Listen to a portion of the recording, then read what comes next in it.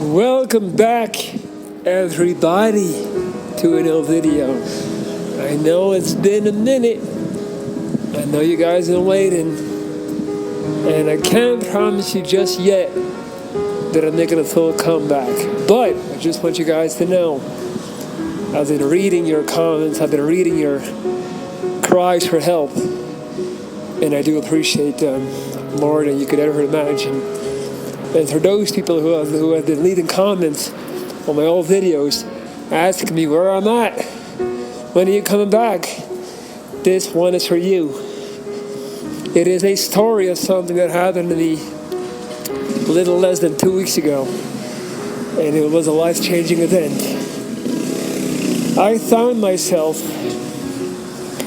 in a surf town, a little small place frequented by hipsters and surfers, people that want to get away from the real world. And I was there for about a week, getting my mind right. And as you all know, let's just jump straight into it. My biggest vice, my biggest hurdle, my biggest weakness, my biggest addiction in life has been marijuana, weed, the green goddess, whatever you want to call it. After going through my 2 cancers, and more specifically, my second cancer that required 10 months of chemotherapy, I found myself unable to eat and just permanently nauseous.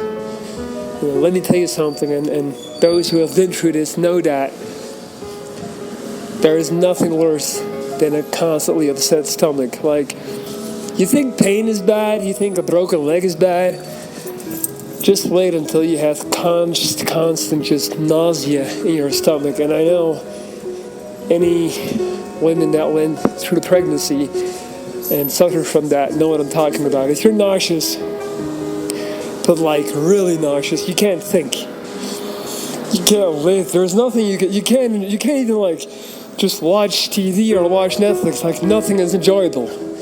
So I say all that to say, it got to a point where I was desperate, and I was asking my surgeon at the time, like, man, what can I do? Like, the medication is just not helping. And he told me, he was like, look, I'm not supposed to tell you this, but most of my patients use marijuana, use weed. And I'm not going to bullshit you guys. I'm not going to lie. I'm not going to act like I wasn't already smoking before that. I was. But, up until that point, my parents were not aware. It was something that I would do, kind of like, very sneaky, hidden, not all the time.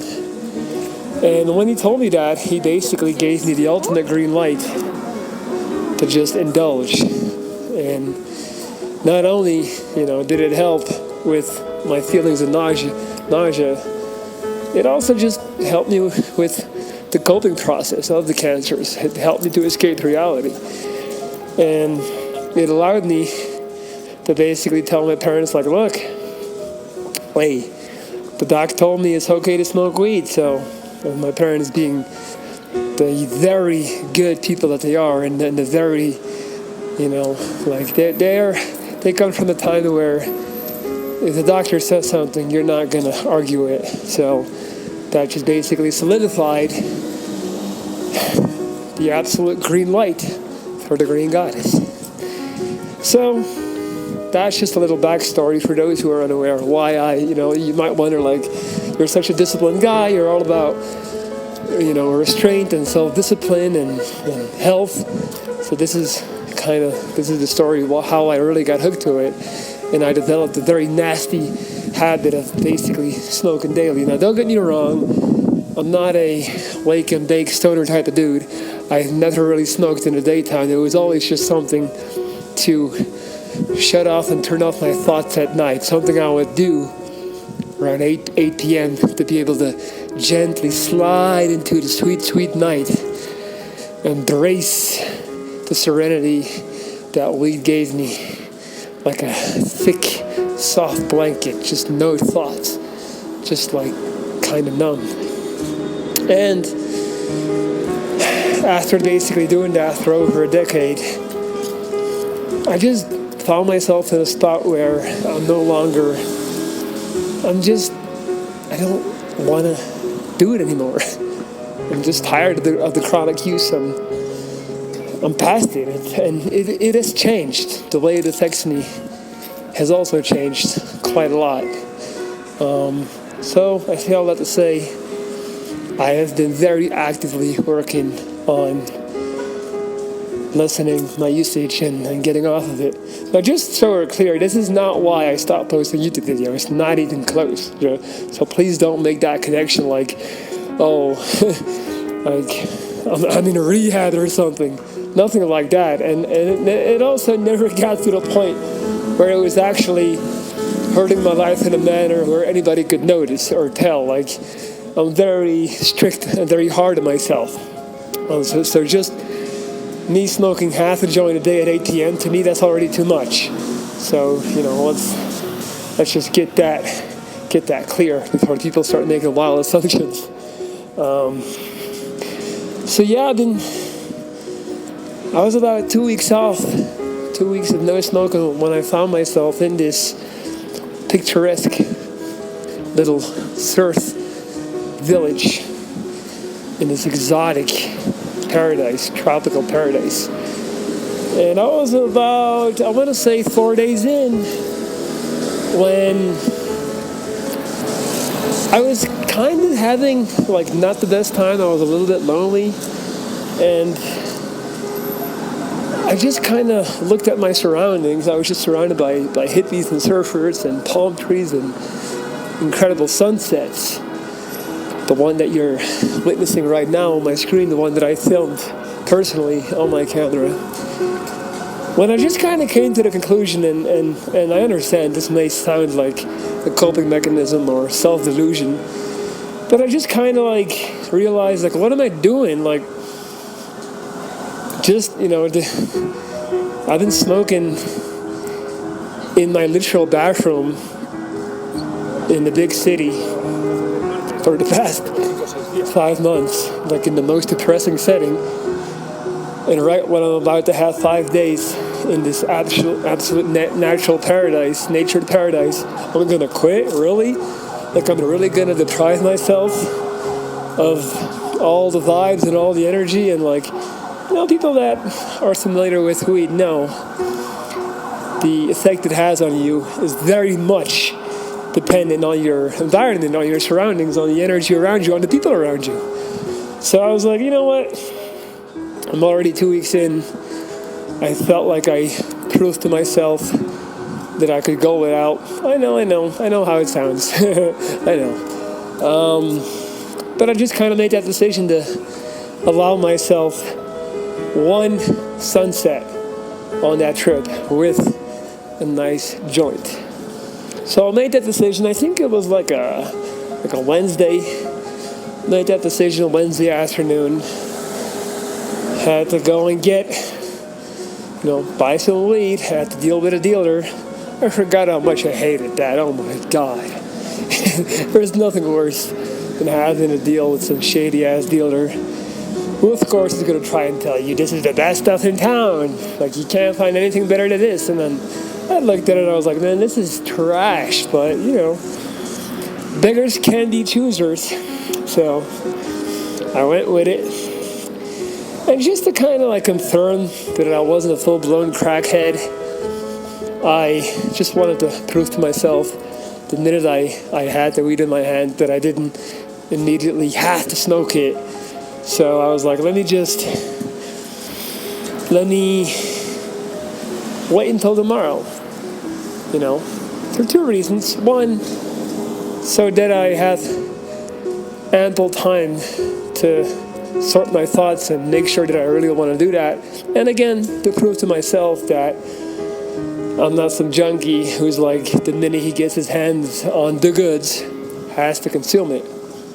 So it's funny, actually, that particular night I ended up going to this little hostel party. I wasn't staying at a hostel myself, but I met a very cool young guy, Canadian guy, on the flight over there.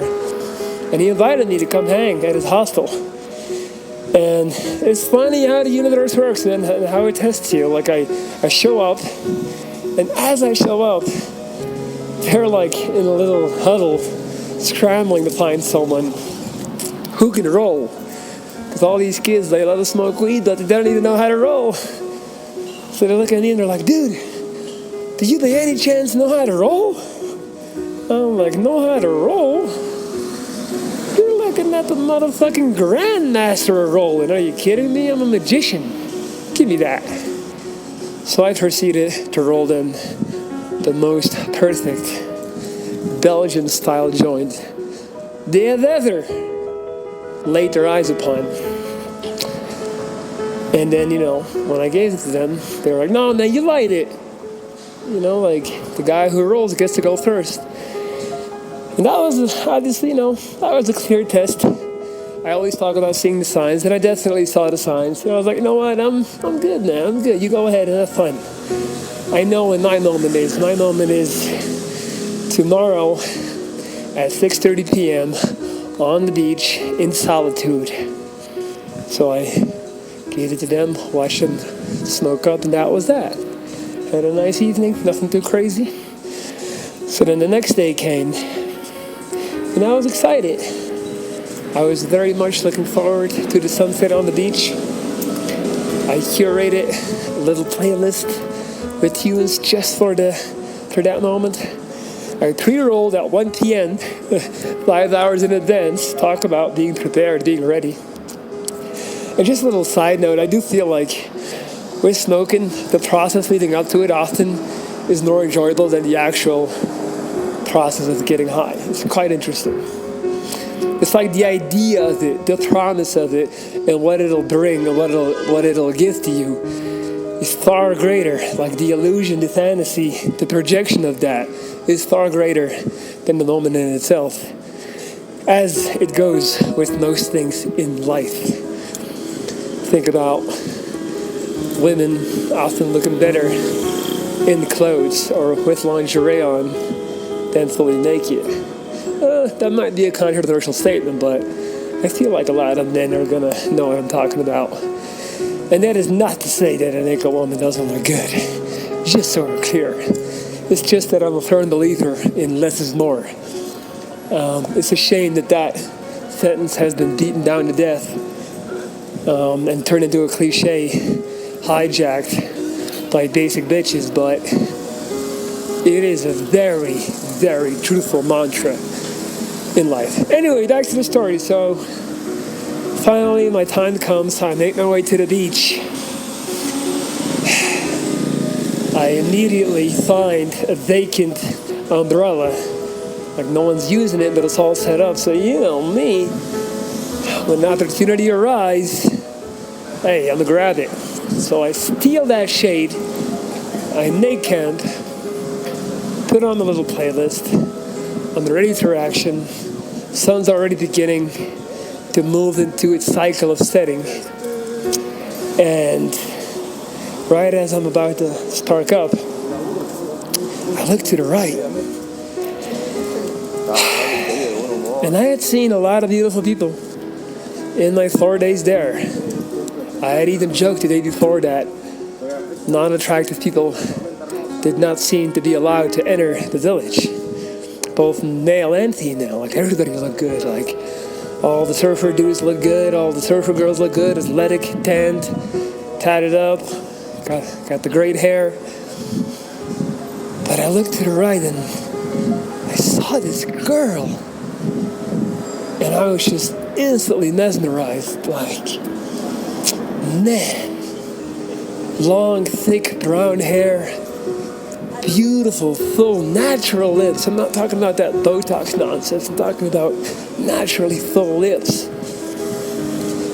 A very athletic, strong core. Big hips, strong legs. Beautiful, voluptuous breasts. That was just... blew me away. And right after, seeing her,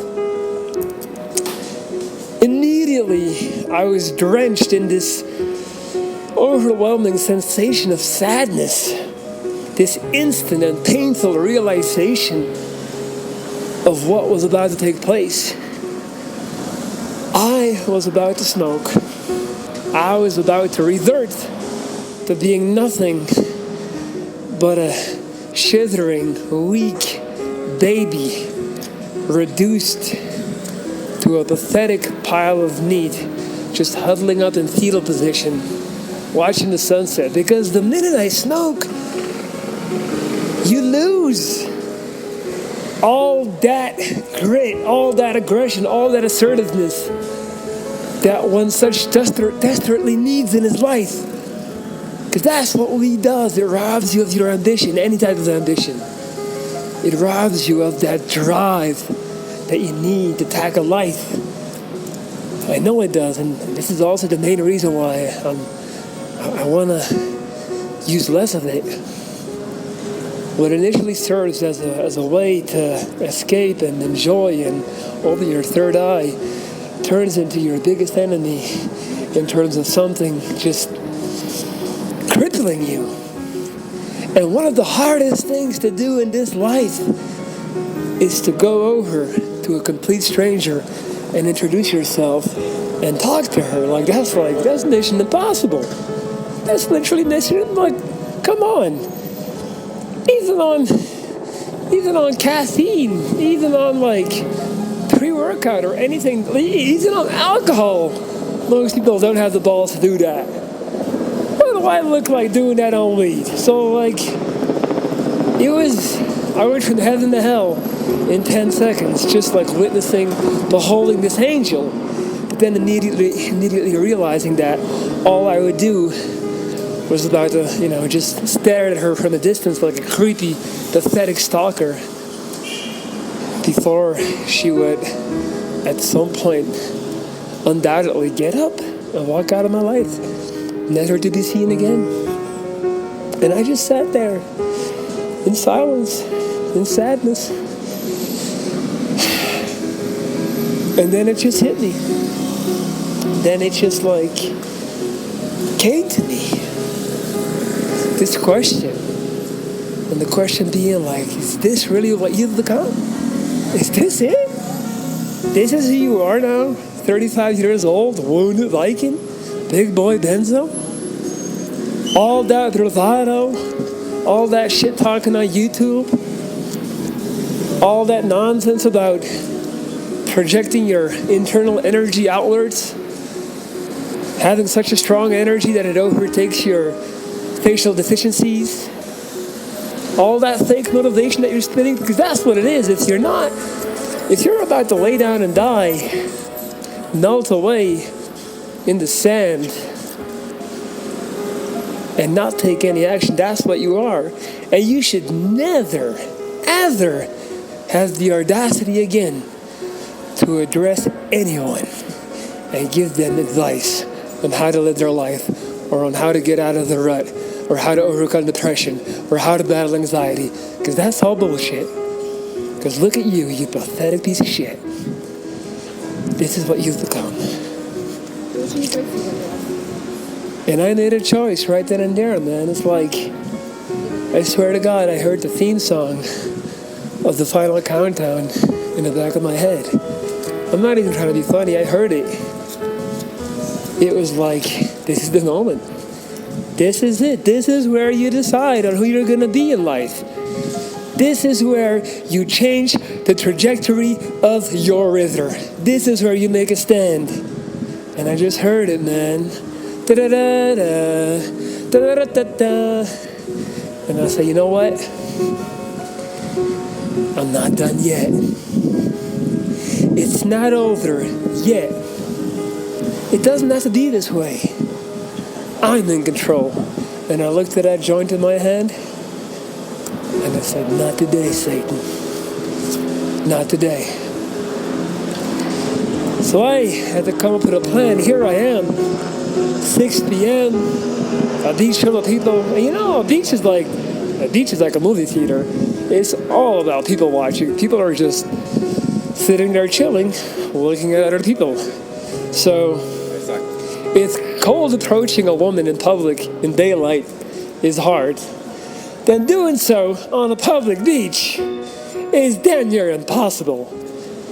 Because everyone's going to be watching you. It's like a shit show. It's like, oh my God, look at this dude. So I was like, nah, I don't want to go straight in and just walk up. But I do have to do something. So I came up with a plan.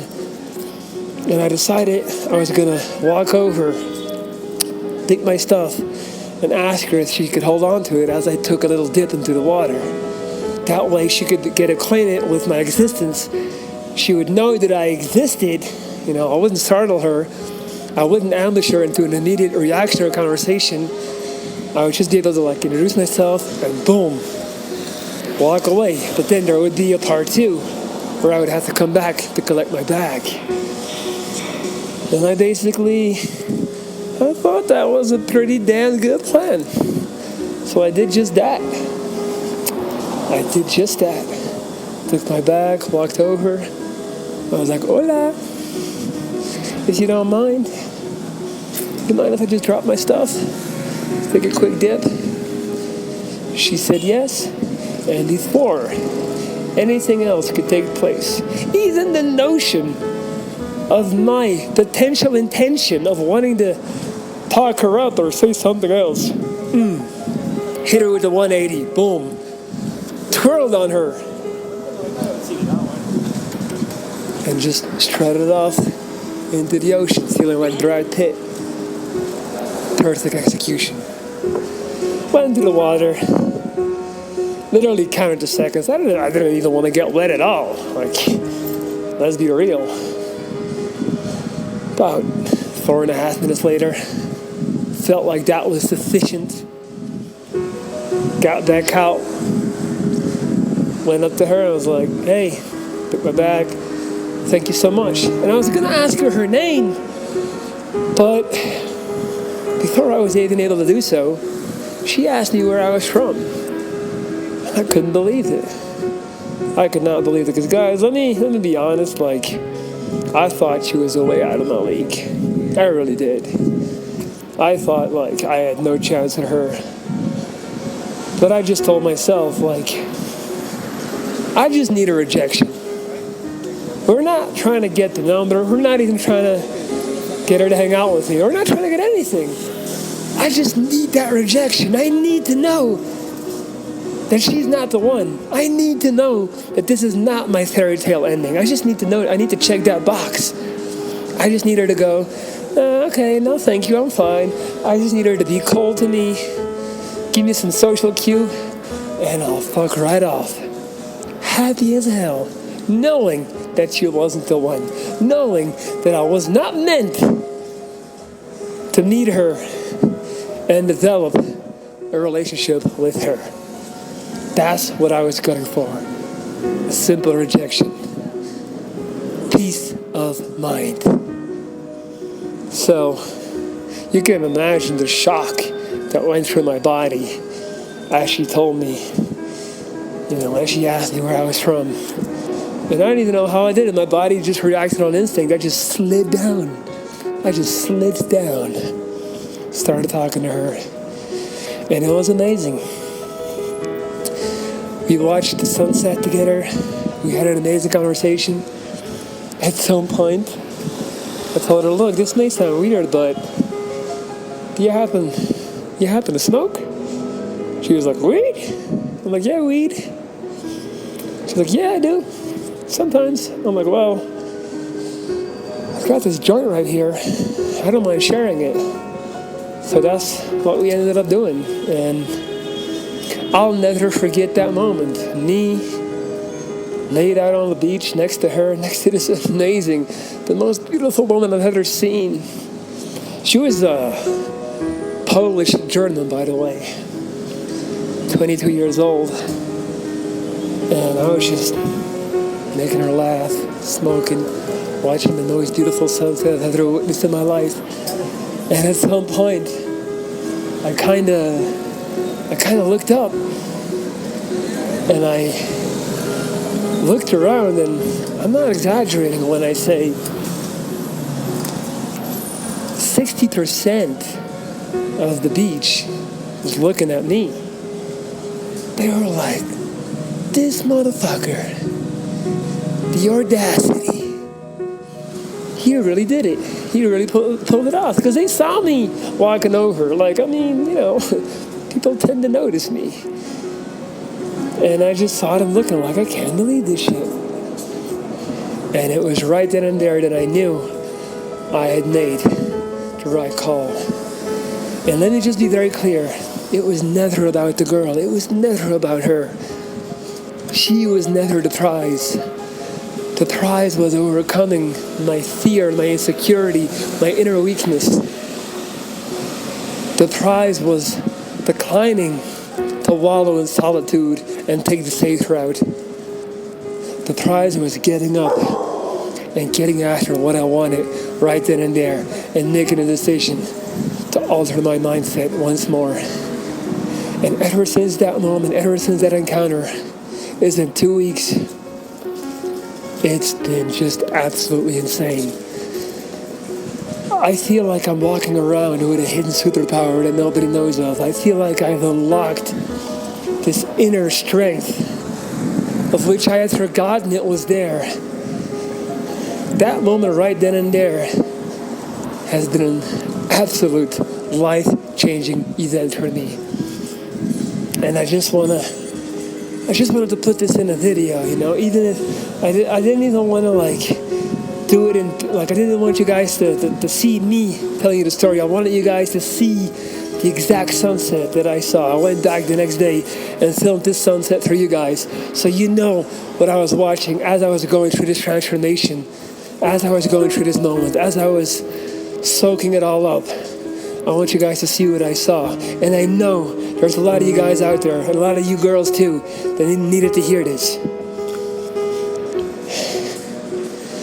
When fear is at its absolute height, to the point where it cripples you, when you are so incredibly scared to make a move, that is when you need to rise.